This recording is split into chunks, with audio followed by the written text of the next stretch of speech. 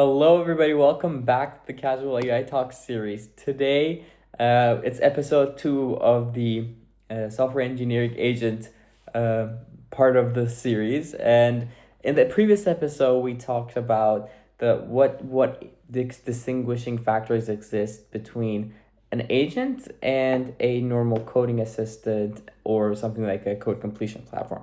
And the main point that I drive there was that autocomplete and chat help the developers while the developer is doing the tasks, and the coding agents, given a bounded task, tries to complete that task autonomously through workflows that have been defined for it. So today I want to go level deeper into what we discussed initially, and I want to answer the more technical questions of how does a day-to-day coding agent essentially actually work. So just to give a high level overview of what I'm going to be talking about, these agents are pretty much based on so-called loop.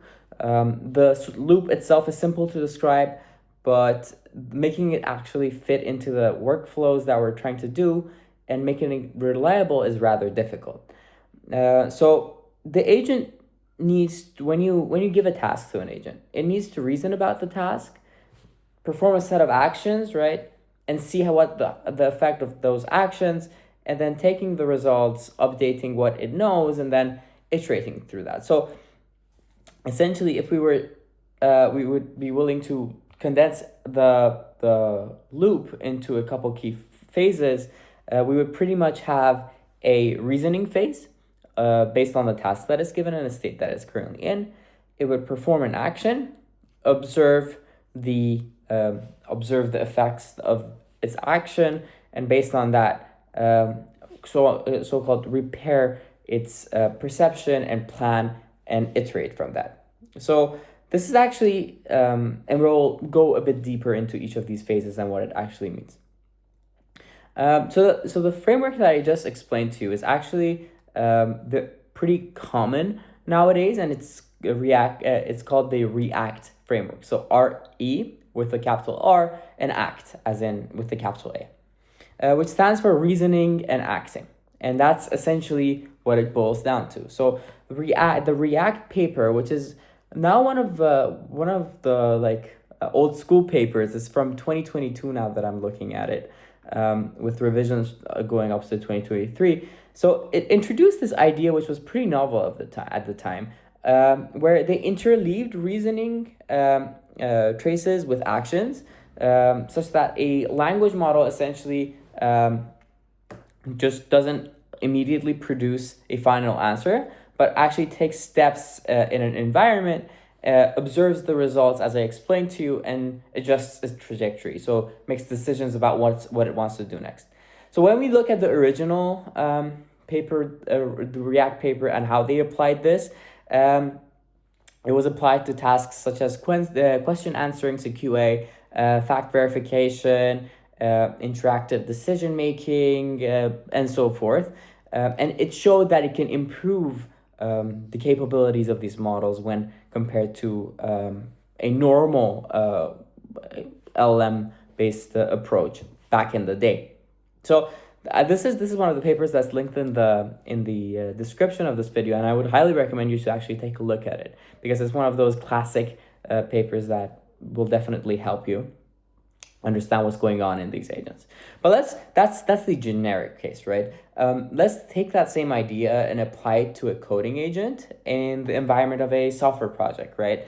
So when we're talking about a software engineering agent and the environment that it's working in, we're talking about something like an agent that has access to a repository, which includes files, tests, and this environment might include a terminal. You might have a documentation page.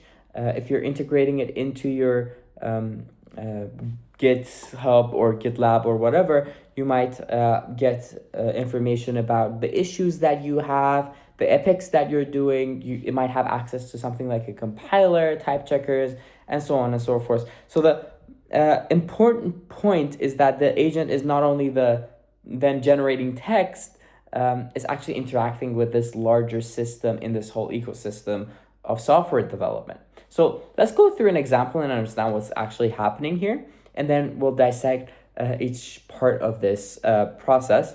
So I've taken an example task. So you have essentially a failing unit test in your repository for a specific parsing module, and you want to fix it.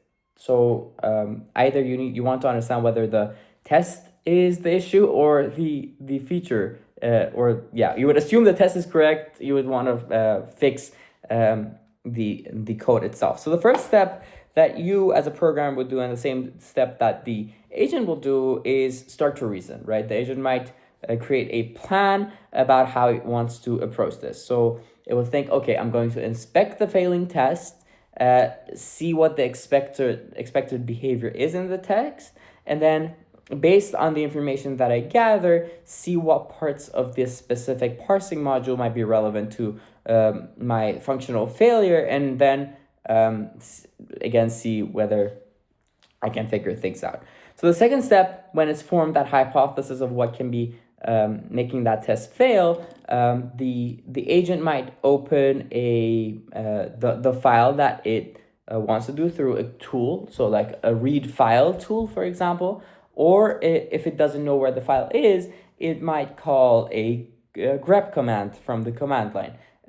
It might even go start a reasoning loop and start to think again. So the action would be to start a reasoning loop and think about the stack traces that it saw from the test execution, right? So when it's observed and acted, so observed, reasoned and then acted, so essentially written a specific fix for that it assumes is correct, it would go into a third step. Just one point, the action doesn't necessarily need to be making the test pass, right? So like it shouldn't necessarily be a writing action. Any action is still an action. So calling a tool is still an action. Running tests is an action. These are all actions that are valid. So then after this action has been performed, you would look at the observations, right? It would go into an observed state, see whether, for example, running the test caused a failure, right? Or the no tests fail again. What is it? Is it maybe a flaky test that's failing, right? Maybe adding an additional test to see test an edge case passed, right? So maybe it's a specific test case that's failing, right? Maybe so it maybe notices that the failure is not the parser at all, or maybe it's the helper functions that are causing the failure, right? So it makes an observation, and then the fourth step is to repair and update. So what does that mean? So the agent revises its understanding of its environment and the situation that it's working in. It changes the implementation that it originally provided. It, for example, decides to rerun the test, get feedback from even a human here if we're doing a human in the loop setting, and continue. So this is the loop. Like, let me reiterate. So you're in a current state in your program. You start to reason about your current state. You form a hypothesis, essentially. And to test that hypothesis, you perform an action, right? Your action produces a set of observations that you essentially ingest through your model, and then based on that, you update your understanding of your state. So your state gets updated. That's the loop, and that's continuously going on until you either reach a terminal state or you exceed a certain budget that you have for your agent. And this is pretty much the central / core behavior of a lot of modern agents. So when you're listening to this is actually pretty similar to what we as human developers might be doing in a day-to-day life, right? So, and that's actually partially part of the point. So let me make it more concrete. So as a human developer, the cycles that you would go through would be to inspect the failing test case, right? Hypothesize why it's going wrong. you see like it fails on line or whatever 120, and then you're like, oh, okay, this is probably this method invocation that's causing the problem. You change something inside your code, you test again, and if it passes, amazing. If it fails, you revise your plan and continue with your debugging. There are a lot of points to find in terms of similarities, but there is an important difference between the two. Human developers bring a lot of background knowledge, right? They bring their own judgments that are impacted by their biases, right, and tactical understanding of how to approach something like this. A model may try to imitate part of that workflow, but it can also make to us as humans rather strange decisions.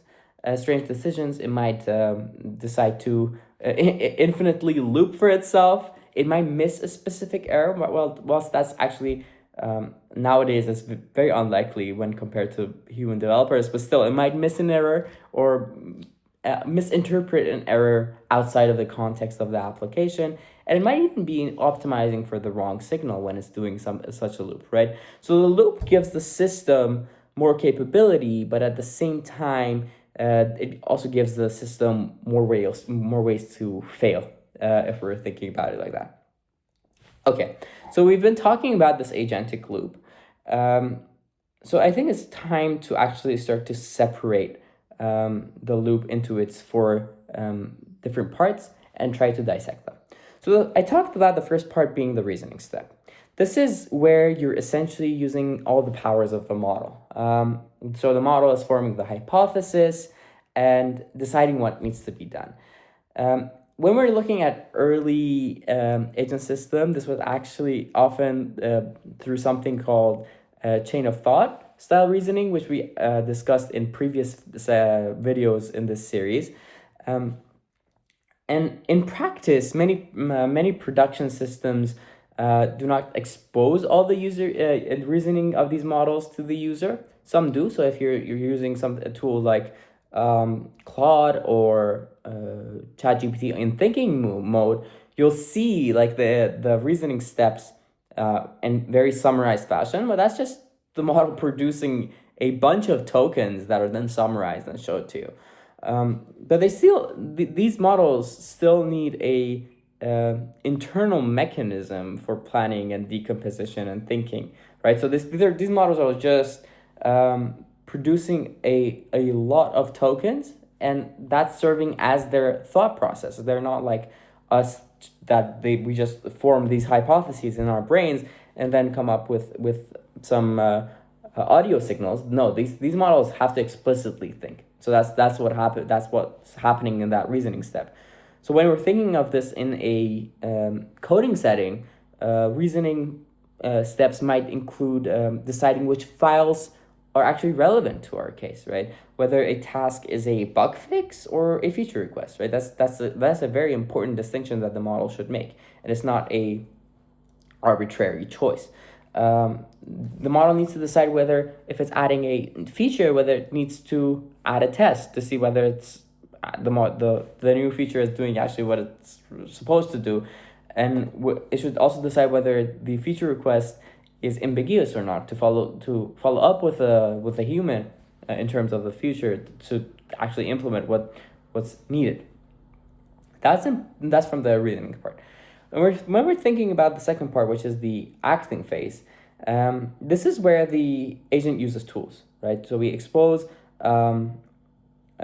so-called tools, as I've been calling them, and they're essentially the cornerstone of modern agents nowadays. So a tool can be like super simple, like opening a file, as I mentioned, or writing to a file, searching text.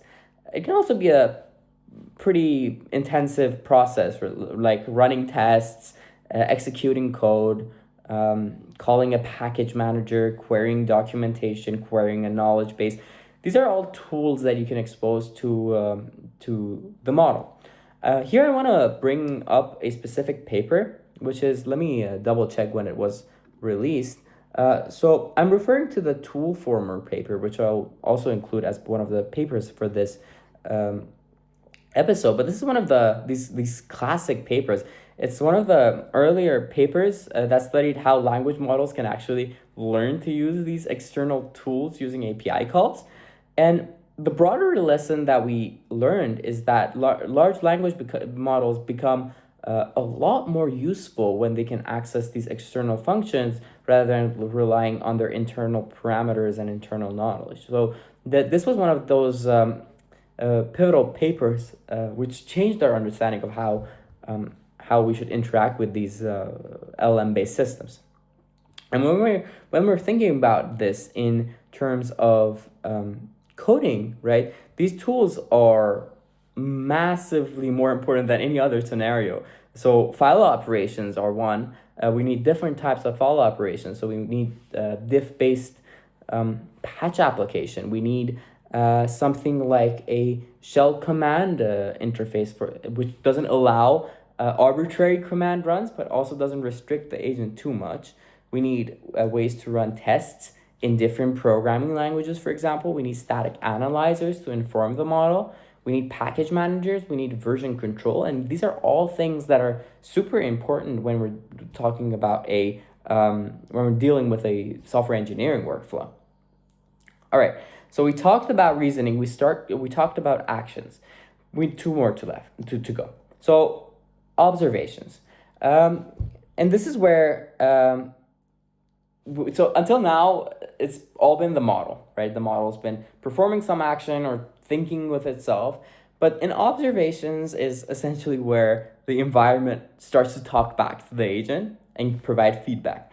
So for software engineers, for software engineers and agents alike, actually, this is extremely important. What type of feedback is the software that's executing actually giving you? So this would give you an idea about whether the software is executable, right? If the model writes code that does not compile, then that compiler can tell it that, right? If a unit test fails, the output can provide a stack trace, right? If a linter complains, then the linter gives a warning. Somebody's car is going off. 1 second. All right, sorry about that. Hopefully that doesn't happen again. And this is why coding agents are, so I was talking about unit tests failing and test outputs providing a stack trace, right, for the agents to actually read them. Or if a linter complains, the linter also gives a warning which the model can actually then use, right? These are all important signals that the environment is providing to the model. And this is actually why coding agents are super interesting compared to a lot of other applications of these LLMs. Because the environment can provide meaningful feedback and signals to the model, which the model can actually effectively use, as we've seen through the development of the years.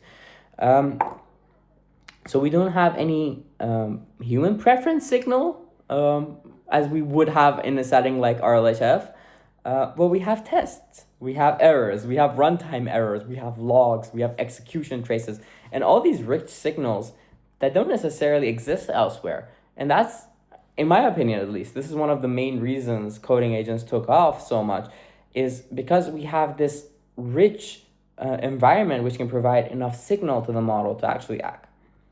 Okay, so we talked about observation, and then based on that observation, I said that we need to repair. And the repair might not be the best word to use here, but this is essentially where the agent uses the observations that it's had to update its next step, to decide whether it's done or whether it wants to continue, whether it wants to test something new. A weak agent, so to say, may simply repeat itself. It may get stuck in a loop where it just makes random nonsense changes.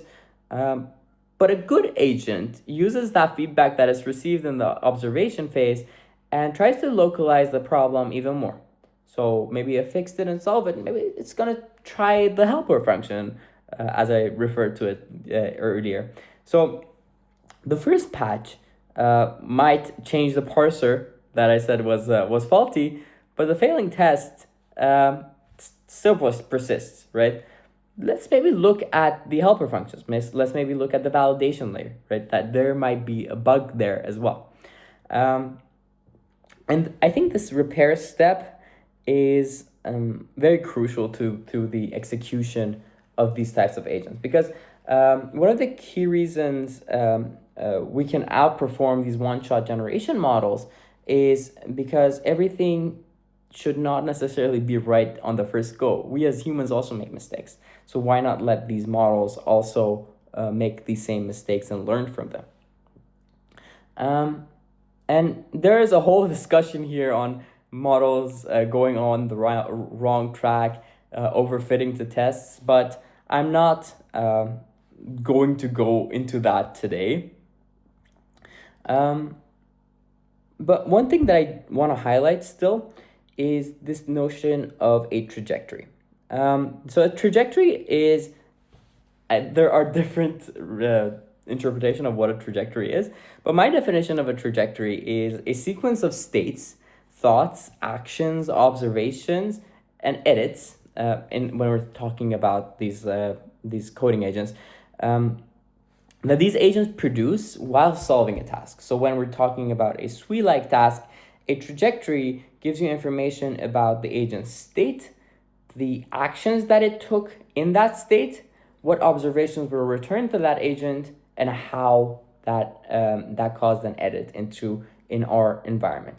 So for the coding agent specifically, this would include something like how many times a file was opened, what was the search query that was made, what commands were ran, what errors it saw, how the patch evolved. And at first glance, this might be like, oh, who cares? Who cares about trajectories? But actually, they're a lot more important than you might think. If an agent gives me only the final patch, I can review the code, sure, and I can make sure that the code is right. But if it also gives me a trajectory, I can inspect how it got to that answer. Did it run the relevant tests that I asked it to? Did it even ignore an error that it saw?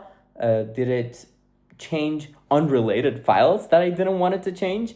Did it even start off correctly? Maybe it's an agent configuration issue. Maybe I should provide more instructions later on. And this helps me as a researcher to understand what's going on in my agents, right? And try to correct them, try to steer these agents. And this is a very, very cool research direction. And I would be more than interested to discuss this. And I think we probably will get to these types of verification questions later on in the series. And I think this transparency is getting there, but we still have a lot to do. Alrighty, I wanted to talk about OpenHands, which is this software agent system, agent system. But I'll just leave that as a link inside the description. Let me just summarize what we talked about today and leave you off with a question like last time.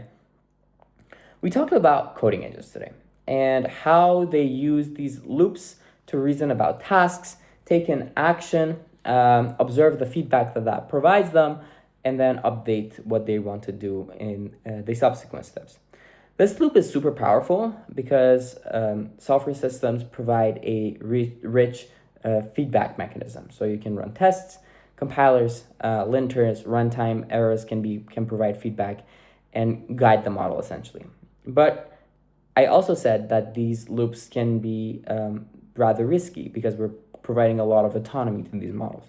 So they can take the wrong actions. They can misinterpret and misread observations. They can overfit to tests. They can produce patches that look correct but are not maintainable, so they introduce technical debt. And with that, I want to make a bridge to next episode. In the next episode, we'll talk about the interfaces that we have to allow for agents to talk with computers. Because for coding agents to actually work, we need to provide them this means to actually use the rich signals that the computer provides. And they are one of the cornerstones of modern agentic AI and code when it comes to coding. So I leave you today with this question. When using AI for coding, do you want it to just answer you? So answer your questions, or do you want it to take actions, run commands, and show you results? How would you want it? Please leave your comments down below. And yeah, thank you for your attention and hope this helped you. And until next time, cheers.